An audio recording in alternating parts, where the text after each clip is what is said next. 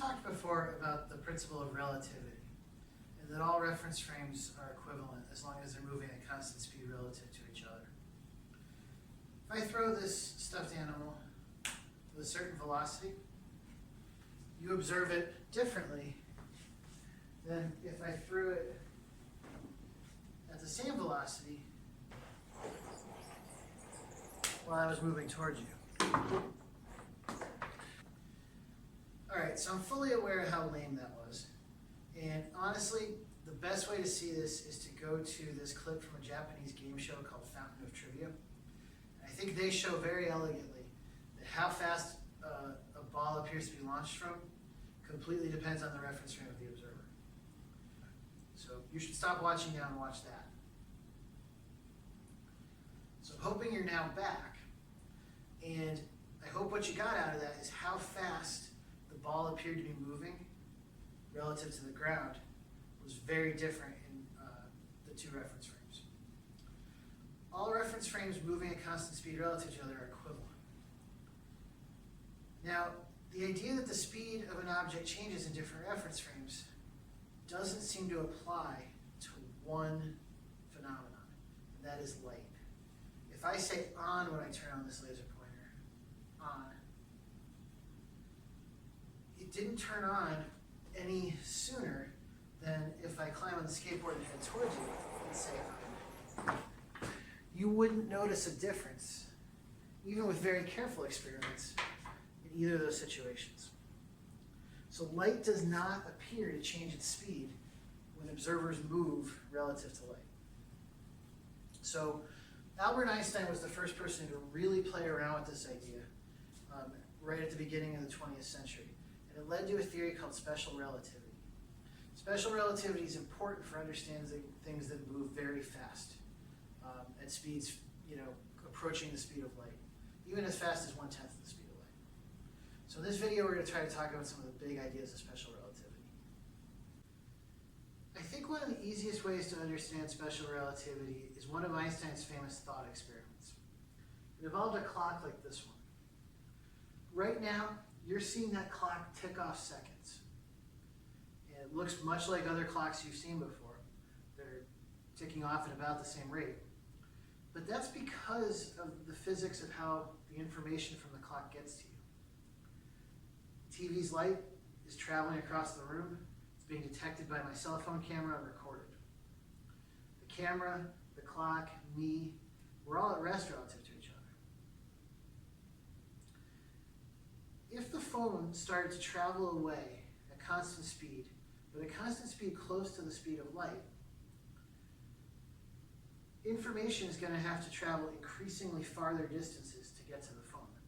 And since the speed of light doesn't change in different reference frames, that means that to the phone, the clock is going to appear to be ticking off time slower.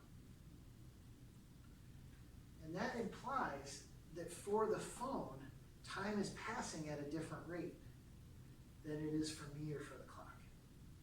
If there was a clock on the phone as it was moving and I was looking at it, it would appear to me to be traveling slower. So this is strange, and I strongly recommend you do some more reading about this and look at some diagrams to show the geometry of this. There's some very good ones in your textbook.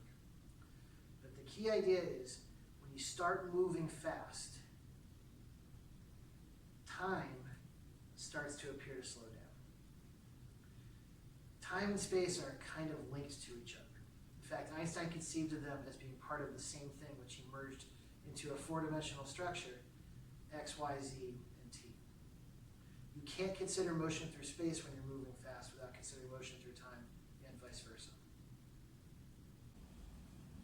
So here are some equations that show how time, length, and momentum seem to change as you move faster through space. Basically, because motion through space and time are linked, things involving space and time change when you change your relative velocity. Now this is only really important when you go really fast, significantly close to the speed of light. And I think the big deal is just asking yourself, when you look at an equation, what happens to the size of apparent changes in time? what happens to the size of apparent lengths and the size of momentum. You can see here, because of where v is, as v gets bigger, that's going to make the bottom of the fraction smaller, which will make times appear to be longer. So this is that idea from the looking at the clock, that as you move faster, time seems to slow down. It's the opposite for length, since this is not on the bottom of a fraction. If you were looking at me, but you were whizzing by at speeds close to the speed of light, you would basically see my width kind of contract. Weird to think about, but definitely true. In the case of momentum, it's really interesting. We know as v gets bigger, momentum's going to get bigger. But when you include this effect, it gets bigger than you think it would faster. And as v starts to approach the speed of light, it's kind of like you're dividing by 0. And that, of course, is going to make momentum skyrocket. So this equation is really what shows us that we can't have things that have mass approaching the speed of light, because then they would start to have infinite momentum, which would require lots and lots of energy and an infinite amount of energy. So how are you going to see this on an exam? You just need to remember that motion through space and time are linked. When something moves really fast, it has effects on time, length, and momentum. And you should just be able to make qualitative predictions on how those phenomena might appear to be different for somebody when they're watching something move